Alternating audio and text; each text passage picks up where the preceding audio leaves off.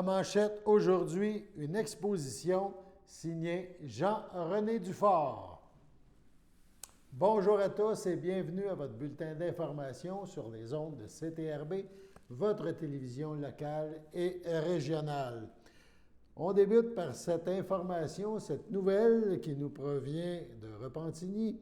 Globe-trotteur invétéré Jean-René Dufort, alias Infoman, tend son micro depuis bientôt 22 ans sur les ondes de Radio-Canada. Il pose un regard lucide, non dénué d'humour, sur des gens et des événements qui façonnent l'histoire du monde contemporain qui s'écrit au quotidien. C'est d'abord à titre de photographe de presse que Jean-René Dufort pointe l'objectif de sa caméra qui devient aussi l'extension de son microphone. Au fil du temps, cet observateur de la comédie humaine nous propose une série de photographies qui reflètent son parcours nomade de par sa sensibilité qui, sous des dehors parfois extravagants, aborde des thèmes universels propres à tous les humains. CTRB a rencontré François Renaud de l'organisme qui accueille cette exposition.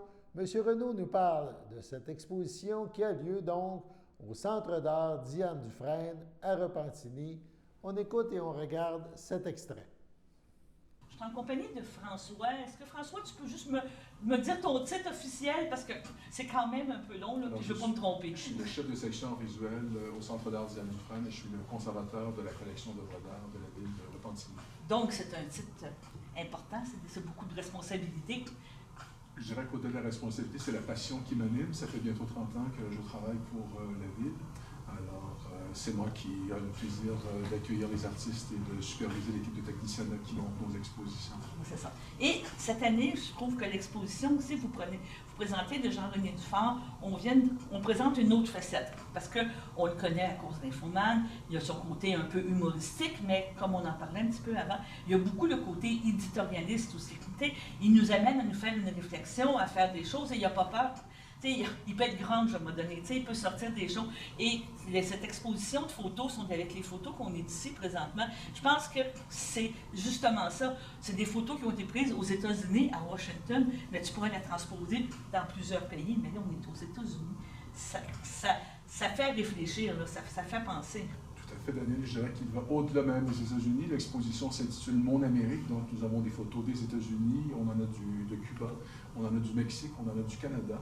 Donc je pense que ce qui est touchant dans cette exposition, c'est le regard justement éditorial de Jean-René Dufort, la sensibilité qui se dégage au travers de chaque photo. Comme vous le savez, on vit dans une société où nous sommes matraqués d'images en mouvement et de voir chaque image, chaque moment qui a été saisi dans l'espace, dans le cadre soit de manifestations ou ne serait-ce qu'au travers de ses pérégrinations. Il est très intéressé, très sensible à l'architecture moderne, entre autres. Alors on le voit dans chaque tirage. Il y a une histoire qui se dégage au travers de chacune des photographies.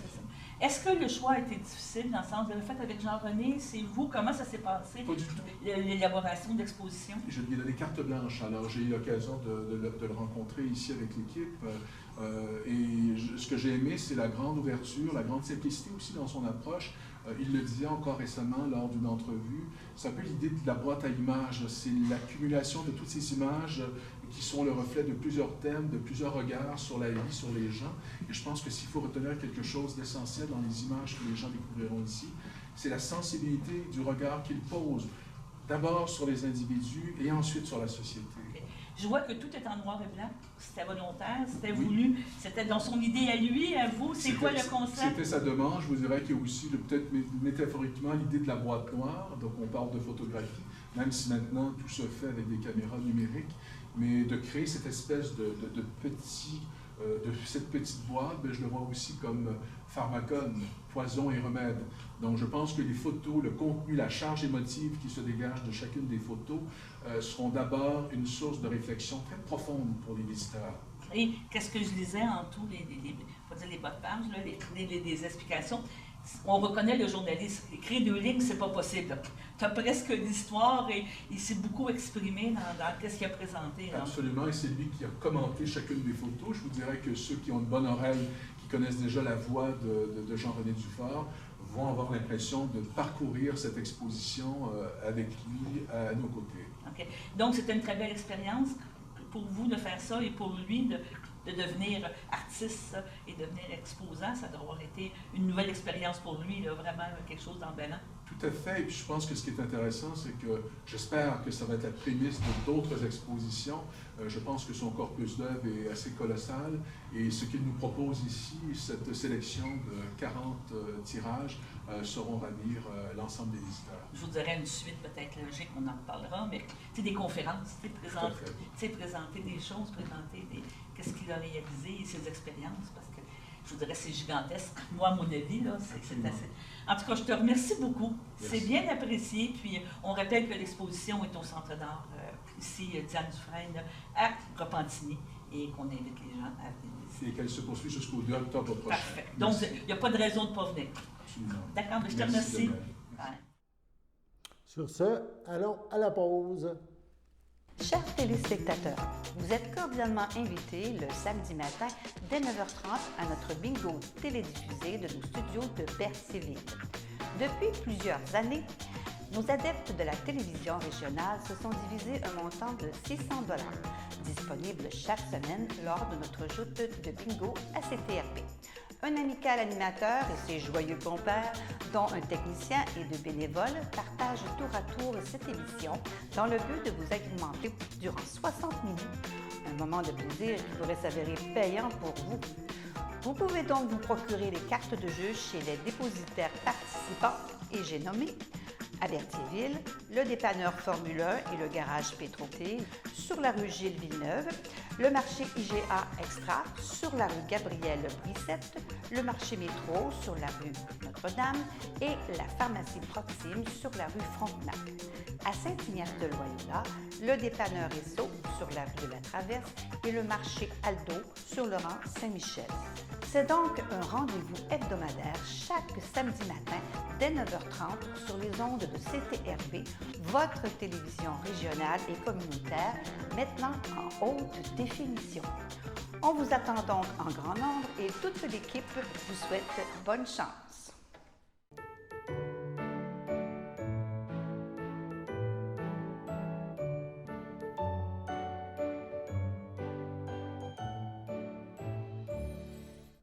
Dans notre grand cahier des anniversaires de toute l'année, la date du 20 juin, c'est une page blanche, donc il n'y en a pas à souligner aujourd'hui, mais on est certain que parmi tous nos téléspectateurs, il y a sûrement quelqu'un que c'est son anniversaire aujourd'hui, 20 juin, et toute l'équipe de CTRB se joint à moi et lui souhaite ou vous souhaite joyeux anniversaire. Sur ce, on poursuit nos informations. Nous vous présentons la suite maintenant. Nous présentons la suite de l'entrevue que nous a accordée Manon Leblanc et Lisette Faulkner. Entrevue qui fait suite au lancement du livre Paroles d'élus, présenté par le Réseau des femmes élues de la Naudière. On écoute et on regarde l'extrait de cette entrevue. Le livre parle de combien de femmes? Je ne sais pas lequel des deux qui veut me parler maintenant. Un petit peu, tu as parlé, Lisette, de l'écriture, de la conception, mais si on fait un résumé du livre, c'est combien de femmes? Est-ce que chacun a tout de suite dit oui d'emblée ou c'était un très gros travail de les recruter? C'est une bonne question, Lisette. C'est facile à répondre aussi. Donc, on est 22 à partager notre expérience. En fait, ça a été facile. Non, ça n'a pas été facile de recruter des femmes, en fait, parce que c'est le choix qui a été difficile. Okay. Moi, j'avais quand même toute une liste de femmes que je voulais rencontrer. On est venu compléter avec des candidatures peut-être plus récentes qui amenaient aussi de bons exemples d'implication de femmes plus jeunes ou issues de diversité, par exemple. Donc, ça a été quand même facile le recrutement parce que chaque femme à qui je l'ai demandé a tout de suite dit oui. Et puis, dit oui sur une base, je vous dirais, c'est un acte de foi que les femmes faisaient parce que moi, quand je leur demandais de participer, je leur disais, vous n'aurez pas droit de relecture avant que ça paraisse. Donc, les femmes vraiment se lançaient dans le vide et me faisaient confiance.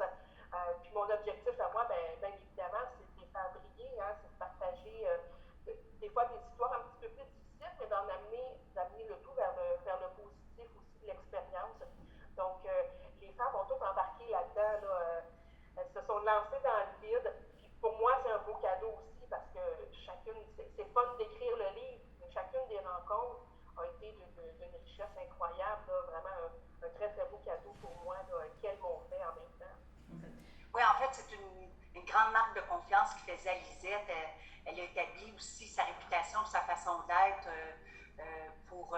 je pense pas que toutes les femmes qui auraient approché justement ces autres femmes auraient pu avoir ça. Je pense que c'est dans la personnalité et la confiance qu'ils accordaient à Lisette que ça s'est fait. Je pense que certaines femmes auraient eu plus de réticence avec d'autres personnes, justement parce que cette approche-là, cette personnalité-là a fait en sorte que c'était, comme tu dis, plus facile parce que c'était toi. En fait, tu sais, c'est quand même sensible. Oui. Non, mais il y a des témoignages là-dedans qui sont quand même, tu sais, que les femmes, ils vont assez loin dans leurs témoignages. Alors qu'il fallait cette marque de confiance, c'est ce qui fait l'intérêt du livre aussi, la beauté du livre, puis la diversité de ces témoignages-là, comme le disait tantôt. Vous le disiez tantôt, il y a un point commun, mais il y a une diversité d'expériences.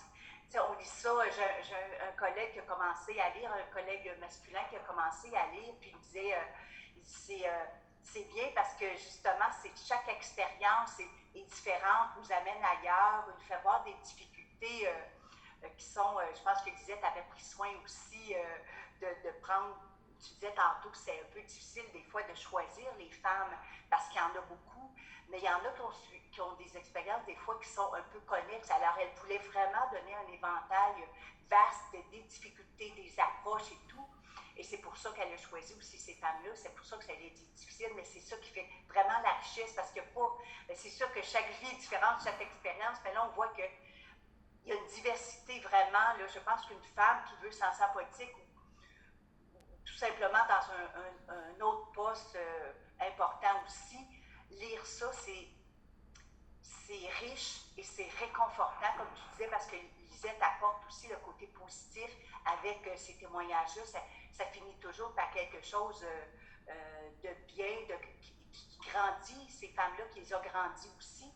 Mais en même temps, on voit, si on a une difficulté, ou si ces femmes-là nous donnent confiance. Je vous dis, regardez, il y en a d'autres qui l'ont vécu, qui ont vécu cette expérience-là qui est parfois, comme tu disais tantôt, Lisette, extrêmement difficile. J'ai vu des choses vraiment, là, je ne sais pas si j'aurais été capable de passer au travers moi-même. Alors, ça décourage pas, il ne faut pas dire ça, hein, au contraire, ça encourage, mais ça nous donne la coupe des franges. Tu sais, on sait dans quoi on s'embarque, on sait ce qui peut se passer. Je pense que c'est vraiment extrêmement important en ce moment et pour toujours, je pense que ça vient à point aussi. Je pense que c'est un livre qui va circuler beaucoup au Québec. Oui, mais c'est ça. À cause de ça, parce que c'est des femmes d'ici. On s'entend que c'est des expériences qui sont communes à l'ensemble des femmes et au Québec et peut-être ailleurs aussi, évidemment. Donc, bravo à toi. Moi, je suis tellement contente de cette expérience. Moi, je l'ai vécue avec Lisette aussi.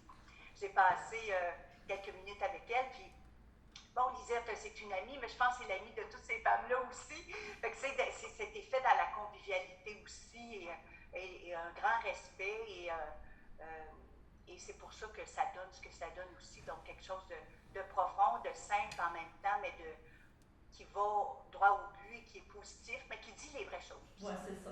Donc, pour le réseau des femmes élues, ça va faire des beaux sujets de conférences pour toute la prochaine saison. Vous allez avoir plein de conférencières invités. Le livre, maintenant, est disponible en librairie partout. Tantôt, tu me parlais du Québec, donc il est disponible partout au Québec. Où il va y avoir un autre lancement, peut-être Montréal, je ne sais pas, je pose la question. Là. Non, en fait, nous, on a fait le lancement, oui. On l'envoie sur commande aussi. Je rappelle que le livre est gratuit. C'est financé par le secrétariat à la condition féminine. Alors, on le distribue gratuitement. Présentement, il est distribué justement à nos membres, à nos non-membres. Il va être distribué dans les bibliothèques dans la grande région de la Naudière, aussi dans les organismes aussi communautaires. Il va être aussi dans les villes. Alors, on devrait le faire, quand il y aura des élections, en fait, la députation devrait le recevoir aussi. On va attendre que les élections passent. Donc, envoyer à la députation aussi au Québec, aux organismes. Donc, on est en train de faire une liste de ça, mais il ne sera pas en vente dans les librairies en tant que tel. Éventuellement. Pour l'instant, la distribution, oui.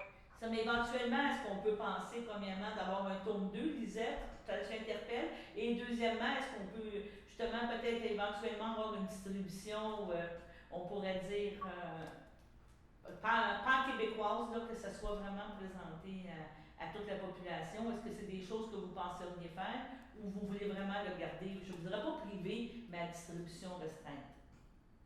Moi, je dirais que là, c'est sûr qu'il y avait quand même c'est un projet qui était financé par le secrétariat à la condition féminine. C'est un peu la raison pour laquelle, présentement, les copies qui ont été imprimées sont remises et distribuées de façon stratégique et gratuitement à certains endroits, à certaines personnes.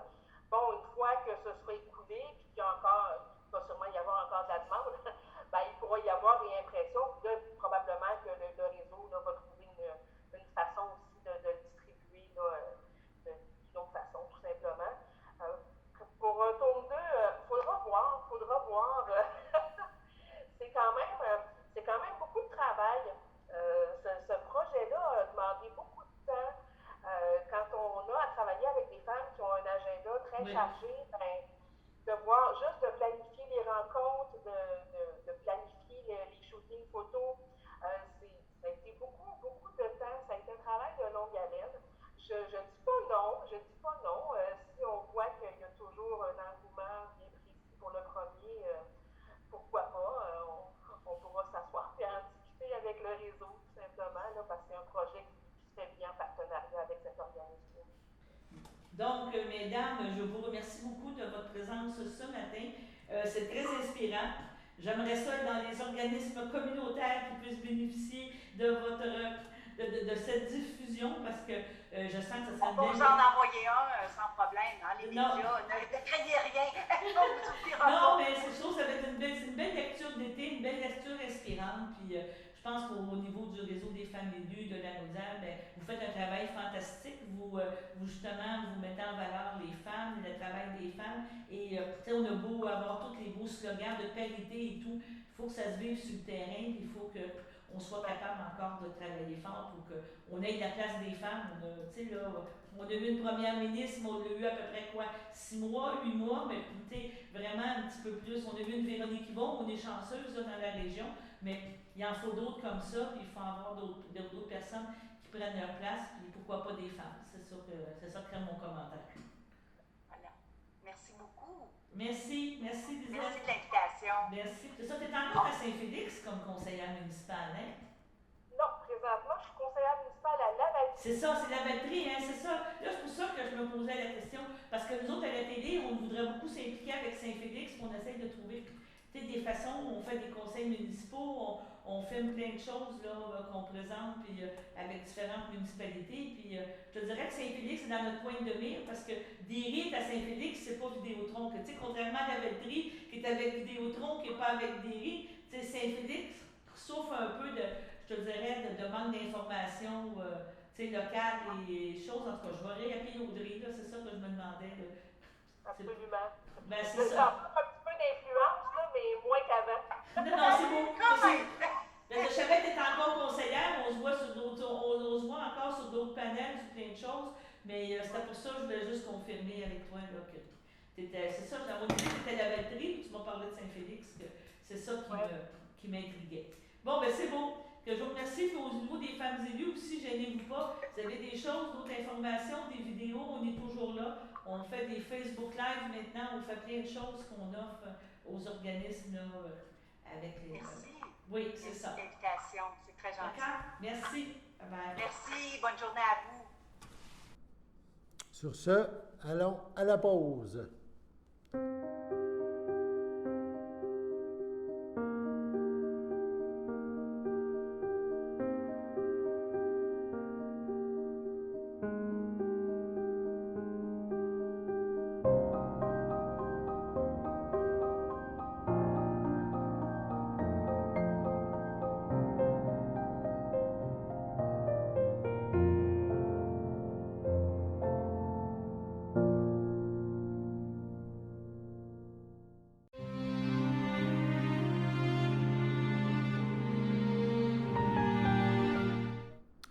CHDL de Saint-Charles-Borromée le 9 juin à 89 ans. Est décédée Mme Louisette Laforêt, épouse de Régent Savignac demeurant à Berthierville.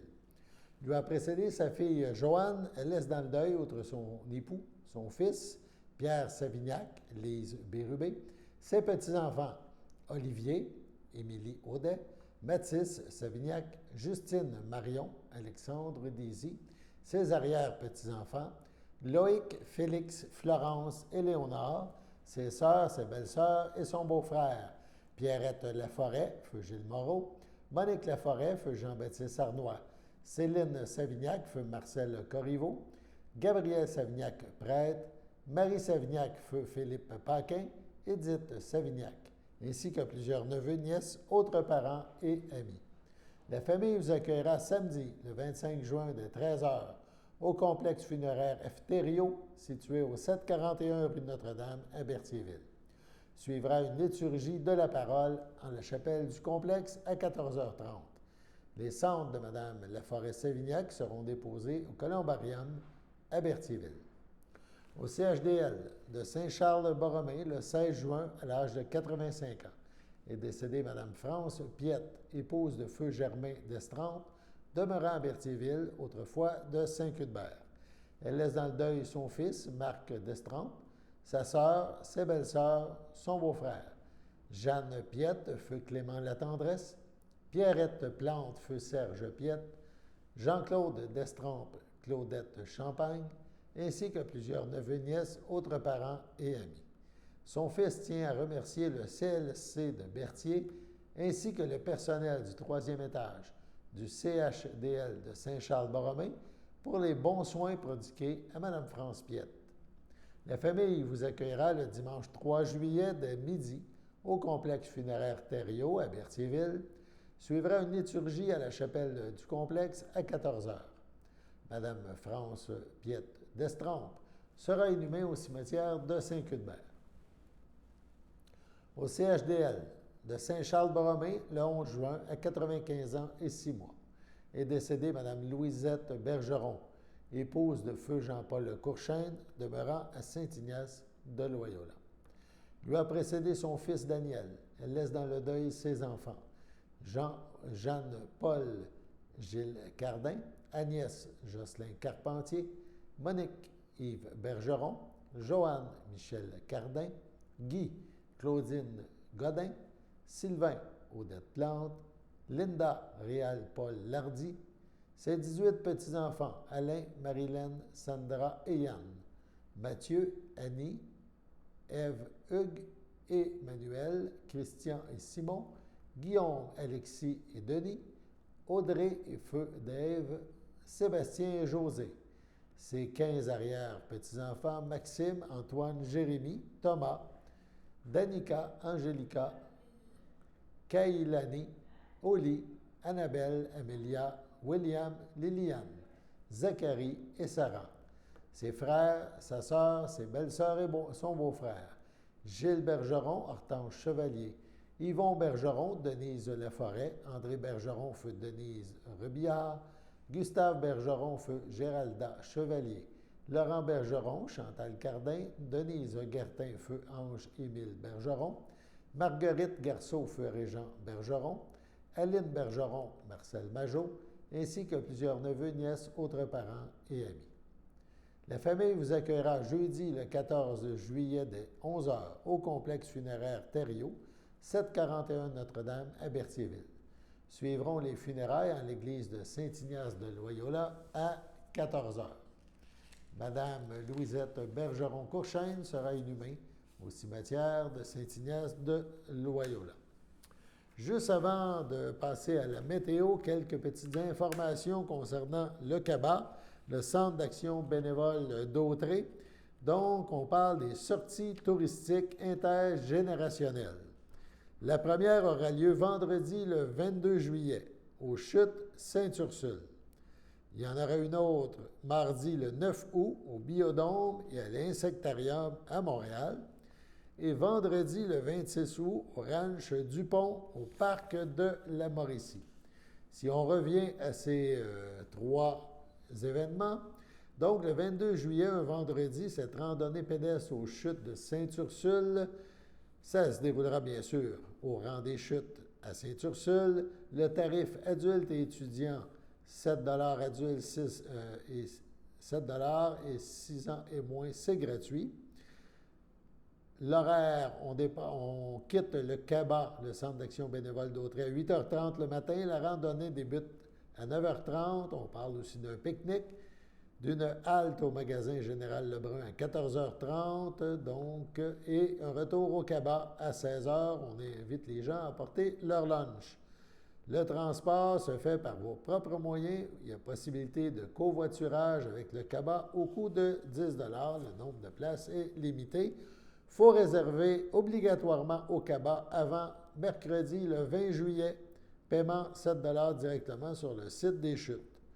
On rappelle les autres dates. On parle du biodôme et de l'insectarium qui sont fraîchement rénovés. Donc, c'est le 9 août. Et la découverte du ranch du Pont et du parc Saint-Maurice dans la région de Shawinigan le vendredi 26 août. On vous en reparle un petit peu plus tard, mais des belles activités intergénérationnelles. Donc, on vous invite à y participer. Sur ce, passons à la météo.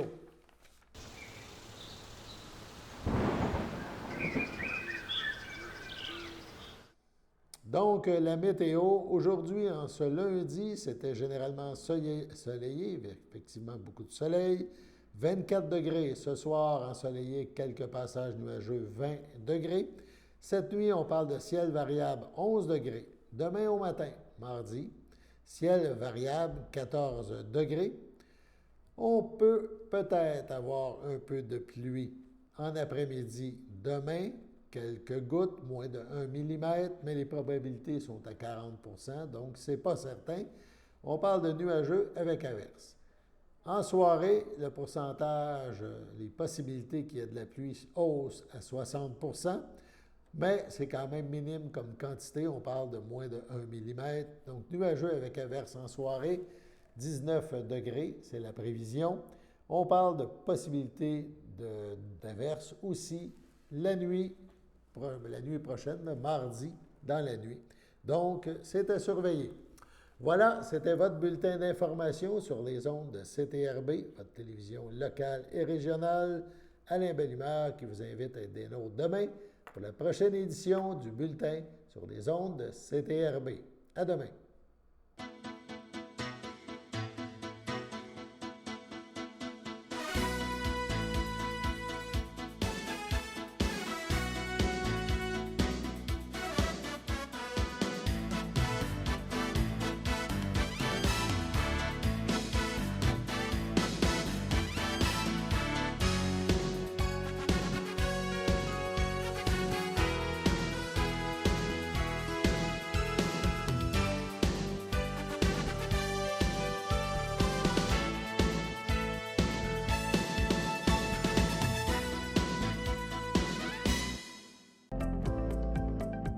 Les télévisions communautaires autonomes du Québec, ce sont les télévisions les plus importantes parce qu'elles sont proches de la communauté.